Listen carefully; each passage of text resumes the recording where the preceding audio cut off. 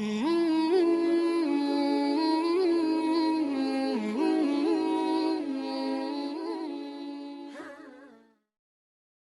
روزے۔ پیارے اسلامی بھائیوں، کچھ نہ کچھ نفل روزے رکھنے کی بھی عادت بنانی چاہیے کہ ان کا بڑا اجر و ثواب ہے۔ نیز ماہ رمضان المبارک سے قبل ہی کچھ نہ کچھ نفل روزے رکھنے کی سعادت مل جائے گی۔ رمضان المبارک میں فرض روزے رکھنے اور دن میں بھوکے پیاسے رہنے کی عادت بنے گی۔ نیز روزے رکھنے کے جسمانی طور پر بھی بے شمار فوائد ہیں۔ مصطفیٰ جان رحمت صلی اللہ علیہ وآلہ وسلم نے فرمایا، بے شک رجب بڑا عظمت والا مہینہ ہے کہ اس میں نیکیوں کا اجر بڑھا دیا جاتا ہے۔ جس نے اس مہینے کے کسی ایک دن کا روزہ رکھا وہ ایسا ہے جیسا سال بھر کے روزے رکھے۔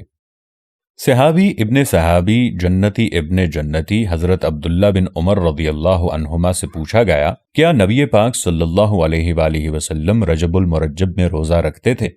ارشاد فرمایا، ہاں، اور اسے اہمیت بھی دیتے تھے۔